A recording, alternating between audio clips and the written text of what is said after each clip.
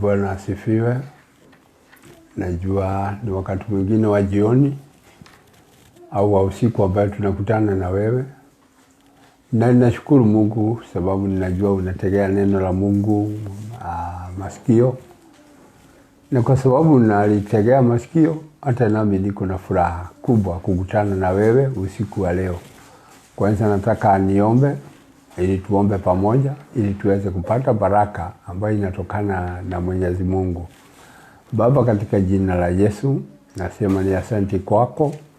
Wewe ambaye umekuwa pamoja nasi mchana yote, na tena ukatuwezesha kufika katika wakati wa usiku kama wakati wa sasa. Tunakushukuru wewe ambaye ulituongoza wakati tulikuwa na kutoka majumbani kwetu, tukienda makazini kwetu, mahali tunapofanya, na tena ukatuwezesha kurejea manyumbani ambayo umetupea mahali tunaishi. Tunakushukuru kwa wema wako na utukufu wako. Ili usiku wa leo naomba ukatubarikia neno, ili hilo neno likafanya kazi nzuri ndani ya roho zetu, na ukitenda haya yote sifa zote ni zako. Ni katika jina lako kuu na la Yesu na Roho Mtakatifu nimeomba na kuamini. Amen. Kuna neno moja tu nataka tuliangalie, na nataka tuliangalie pamoja na wewe. Ni kwa sababu neno la Mungu ni langu na ni lako wewe. Wakati wewe mwenyewe unaposikia neno na unalitenda, ukweli inakuletea baraka tele. Kuna neno ambaye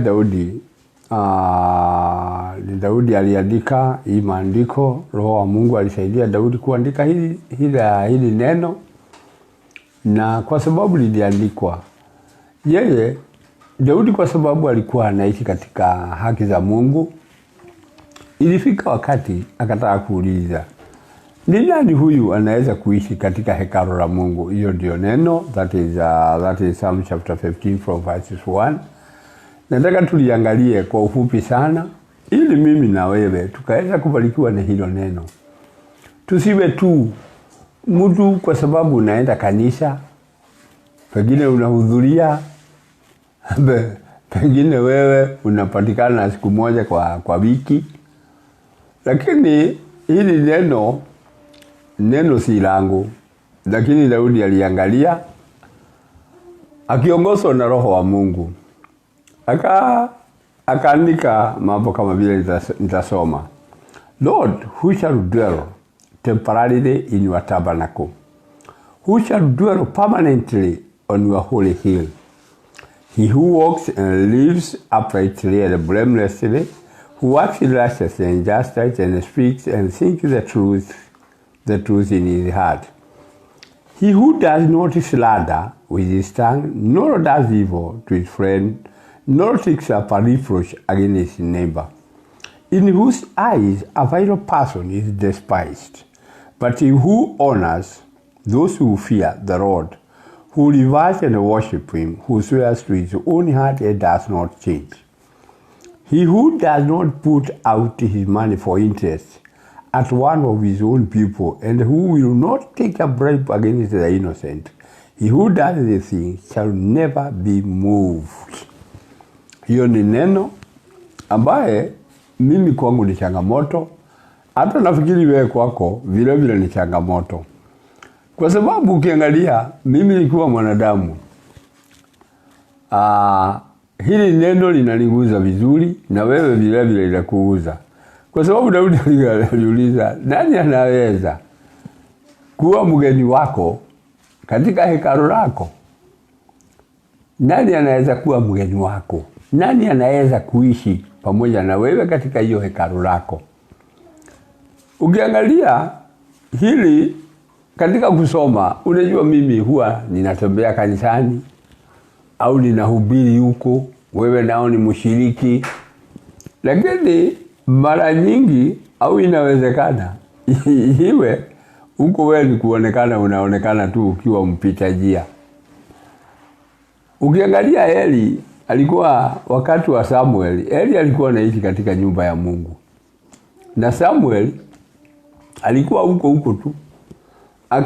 Akiwa katoto kadogo, Mungu hakuwa akizungumza na Eli, alikuwa anazungumza na haka katoto kadogo, akiwaambia vile mambo itakuwa na vile sanduku la agano litakuja kutekwa nyara ni Philistine. Lakini hakuwa akiongea na huyu. Hakuwa akiongea na huyu mzee, na alikuwa anaishi katika hekalu. Kwa hivyo hapa kuishi kuonekana hiyo katika hekalu na kuishi huko permanently katika mlima yule mtakatifu, mambo ingine ni kiajabu. Na inataka uanze kutafakari, kweli wewe ni wa kanisa tu kama mimi. Mimi nawe pengine unashiriki, wewe unapatikana kanisani siku moja, wewe ukija huko unafanya yako, unatoa sadaka, unawasha tu, unatumana sadaka sifike mapema. Lakini kuna yeye kuishi. Ni nani huyu atakayeishi katika hekalu la Mungu? Ni nani huyu ambaye atapatikana ule mlima mtakatifu? Ukiangalia hili jambo si rahisi kama vile mimi nafikiria, wewe unafikiria. Hii ni mambo ngumu. Kwa sababu mwenye kukuangalia kama utaishi, wewe unapatikana katika hekalu au unapanda ile mlima mtakatifu. Hiyo ni swali wewe nataka jioni ya leo ujiulize. Kwa sababu hii ni swali naye iliulizwa ili mimi na wewe tuweze kuona hiyo jawabu. Tuko na jawabu au tuko mbali na jawabu? Ukiwa uko mbali na jawabu, ujue hata kama ni leo, siku yako ikifika leo, ule hutaingia. Na kila mtu katika mawazo yake, yeye huwaza mimi nitaingia. Hata ukiangalia watu huona mambo nyingi. Ukiangalia wakati wa masishi, wakati magonjwa iko, ukiangalia wakati magonjwa inapatikana, mtu wa Mungu saa hiyo mhubiri anakuanga na maana sana. Ngoja hiyo shida ishe.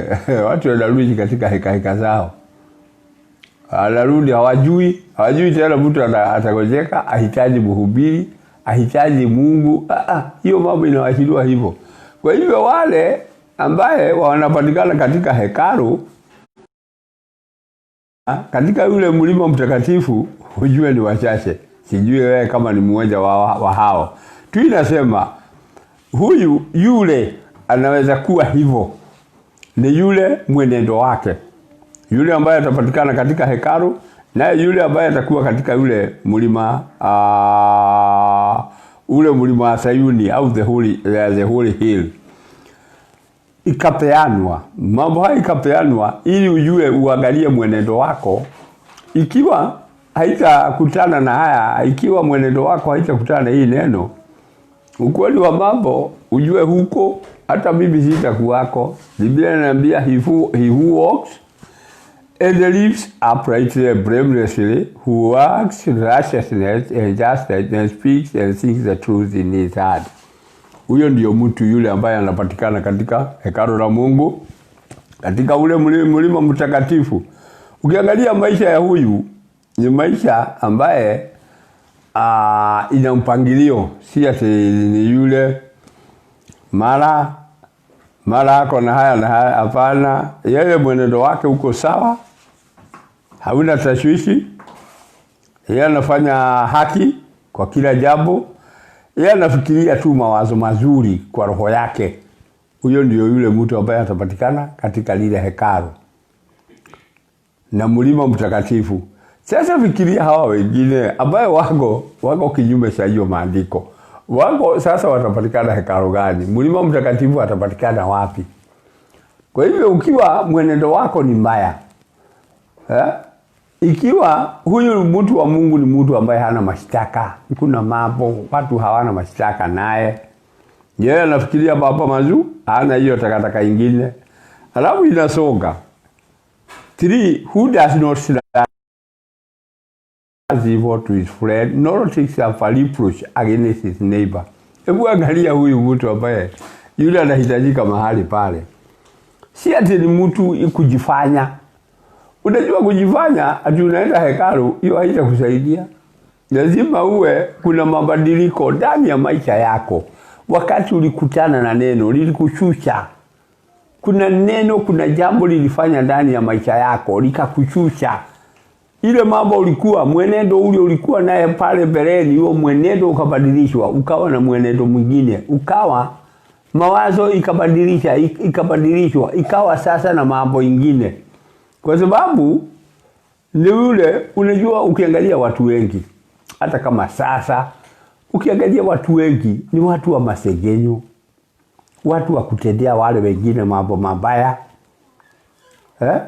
wale ambaye wako na nia mbovu jirani zao. Ukiangalia mtu yule, yule anaongea vibaya kuhusu huyo mwingine, huyu mwingine ako na huyu sijui yule ni ng'ombe sijui ni nguruwe. Wewe unasikia majira kama haya. Sasa ikiwa wewe unatendea huyo ni ndugu yako, huyo ni liba yako, unaongea mabaya, unamtendea vibaya, hakuna mambo unaona huyo mtu mwingine akifanya mazuri. Hebu angalia vizuri. Hii hekalu hiyo hutakuwa na hakuna mahali umehesabika. Hata nami nikiwa sina mwenendo kama huu ambao umeandikwa hapa. Ujua ukweli wa mambo, mimi katika hiyo hekalu mimi siko. Ule mlima mtakatifu mimi sipatikani huko. Ndio ukiangalia hata jaribu kupima wakati huu. Wakati huu kuna hii magonjwa yako.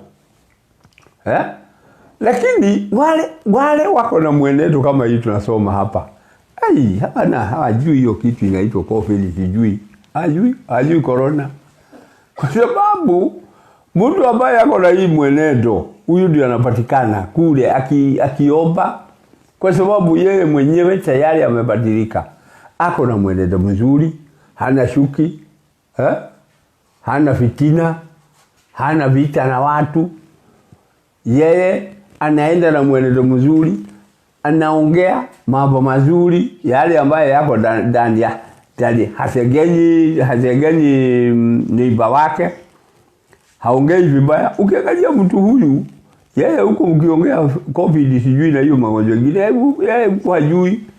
Lakini sasa ukiwa opposite ya hii, unajua hata wewe hakuna mtu wa kuelezea ati uko wapi, hata wewe unajua mahali huko.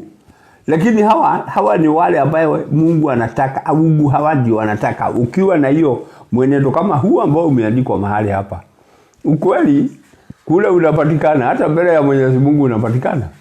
Unapatikana katika hekalu lake na ule mlima mtakatifu. Lakini kama uko kinyume na hii neno, hakuna mahali. For in whose eyes a vile person is despised, but he who honors those who fear the Lord, who reverence and worship him, who swears to his own heart and does not change. Wewe ukiangalia, mimi kiangalia, hata uangalia mambo mengine. Ukiangalia mtu wa Mungu yule sawa, hataki kuona mtu mwingine akitendewa vibaya. Na ukweli hataki kuona mtu mwingine, kwa sababu watu wote mbele ya macho ya Mungu ni sawa. Na kwa sababu yeye ni sawa, wao ni sawa, yeye naye huyu mtu wa Mungu hataki kuona mtu mwingine akifinyiliwa. Sababu anafinyiliwa kwa nini? Na huyu ni mwanadamu, na huyu mwingine mwenye kumfinyilia ni mwanadamu. Tena ukiangalia wale ambaye wanamuogopa Mungu, ukweli unaona anawapenda. Lazima uwe na upendo wa ajabu.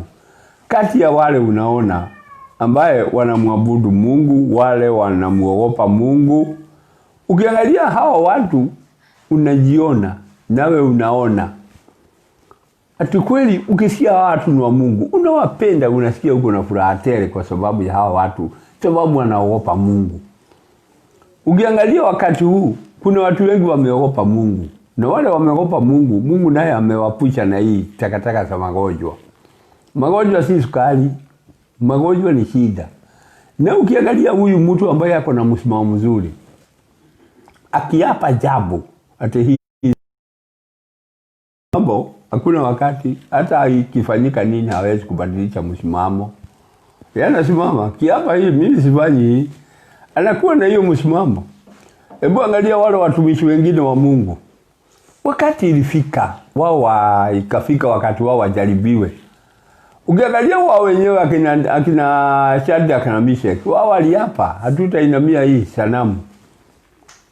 Hatutainamia, hata kama tunasukuma kwa moto, afadhali tuchomeke kuliko kuinamia sanamu. Hiyo ndio unaona mtu akiapa jambo habadiliki. Lakini sasa hawa wengine ukiangalia wako na roho, sijui roho inakaaje. Unaona, hata kama ni kitu ulikuwa unafikiria kupea, Mungu nisaidie nikipata pesa nisaidie fulani, ngoja pesa ipatikane, hapa unaruka. Hiyo mambo ulikuwa unasema unaapa Mungu ukinipatia. Ulikuwa na mawazo mzuri kabla pesa hasija kuja, lakini sikija. Wale watu nao wako na msimamo. Wanakaa kama akina Chade akina Miche. Ukiangalia ni mtu wako na msimamo. Hajalishi ni haya. Hajalishi ni haya. Mtu wa Mungu anajua hata kufa siku yake kabla haijafika. Huyu mtu mwingine ndiye anajua, anasema hii ni accident. Hakuna kitu kama accident.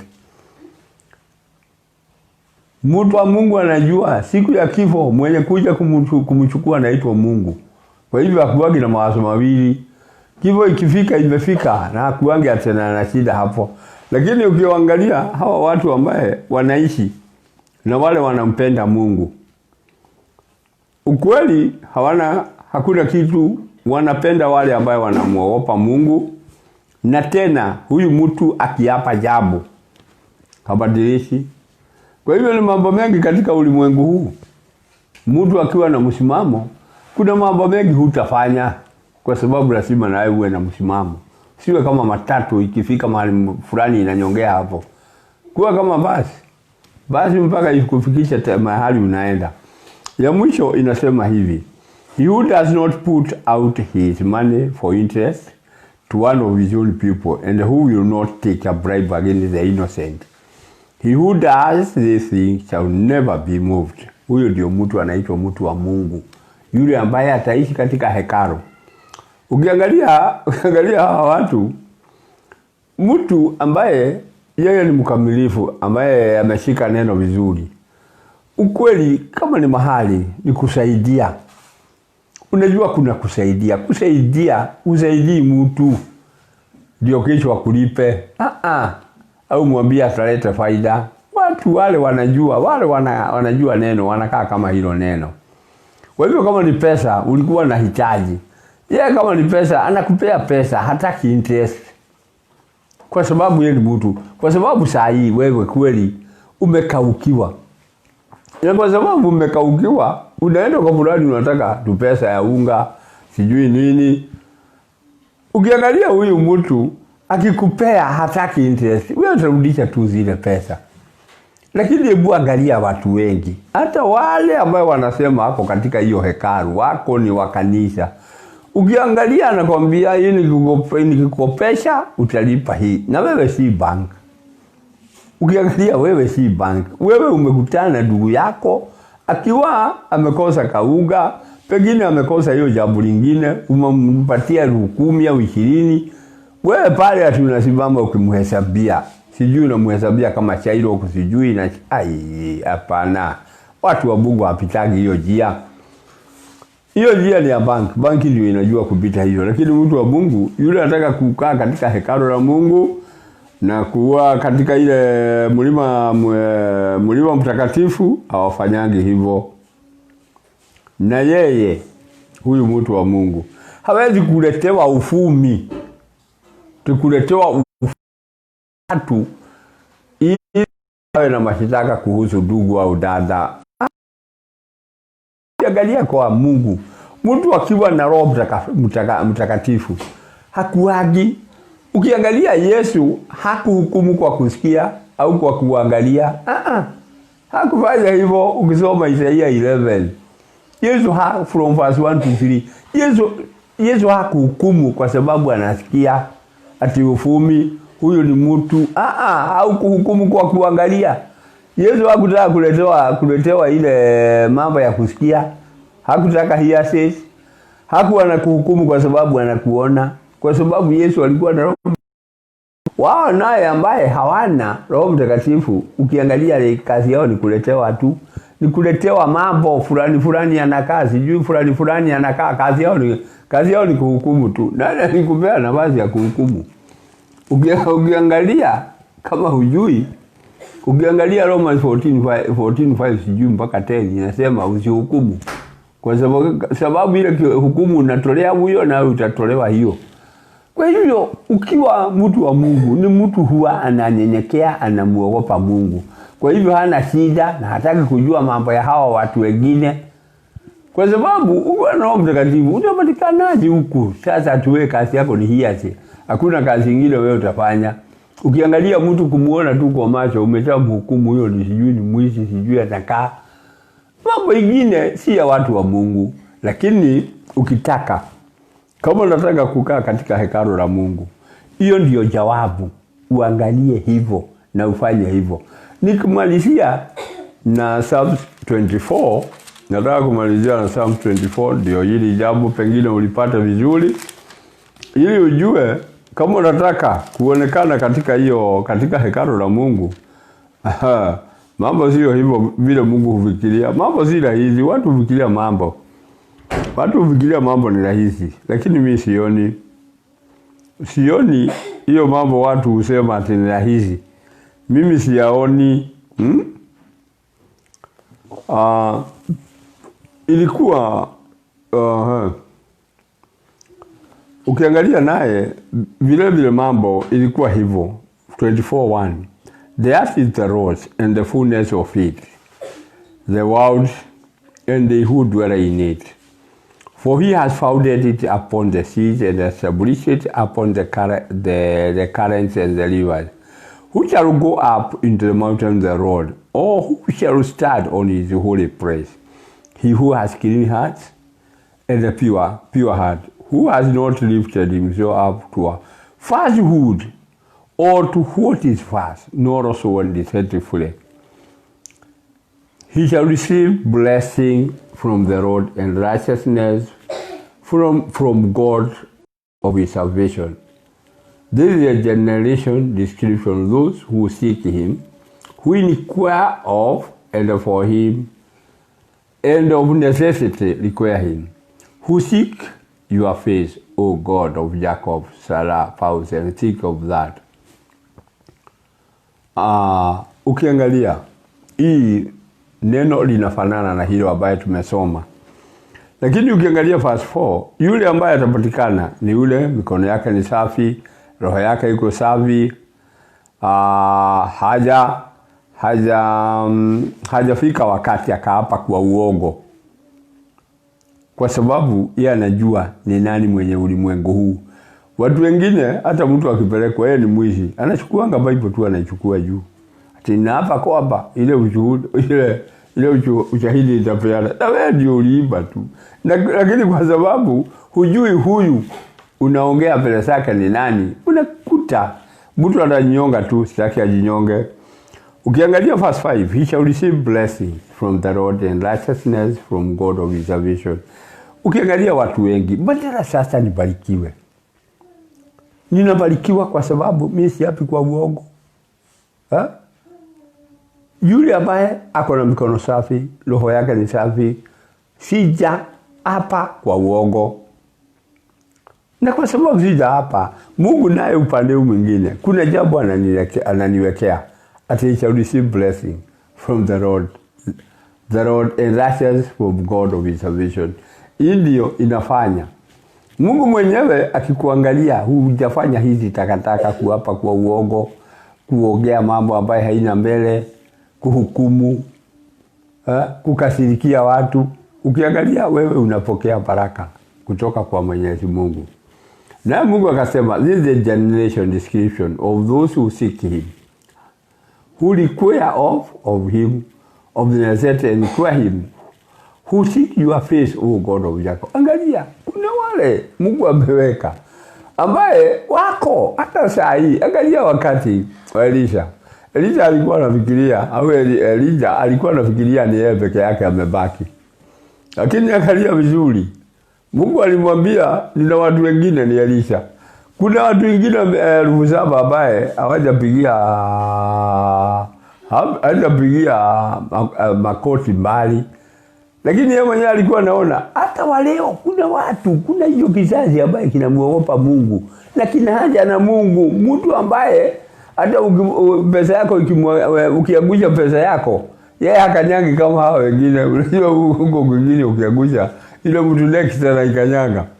Ukija kuuliza nimepoteza pesa, mtu anakuambia wewe angalia huko umetoka. Na wewe kutoka hapo unachukua, unaweka mkono wako chini, unachukua hiyo. Sasa mtu kama huyo ukiangalia sasa ataenda aombe Mungu namna gani? Atamwambia Mungu aje? Kuna watu wengine hata wakitaka kuomba, utaomba aje na wewe unajibebea takataka. Wewe ndio ulikuwa pale, ukichukua hicho, ukikuwa pale, ukifanya hiyo, unakula hata hoteli kwa hoteli unakataa kulipa. Unataka sasa ndani wewe tu. Unapika konda ndio usilipe chakula ya mwenyewe. Hata huku uonekana ukiambia jana ulipe chakula. Kwanza uone nikupatia, na wewe unajua ni uongo tu. Kwa hivyo hata wakati utakuja kuomba, unawaambia Mungu aje. Nawe si mmoja wa wale ambao Mungu anatafuta. Kwa hivyo sitaki kuendelea sana. Ningetaka hilo neno kulifikisha hapo, na njua limekubariki na itaendelea kukubariki kama ukikubaliana na ukitaka kuwa na mikono ambayo haiguzi takataka. Nataka tuombe. Baba, katika jina la Yesu nakushukuru wewe mwenye hilo neno. Ninajua hilo neno limefikia wengi na itaendelea kufikia wengi.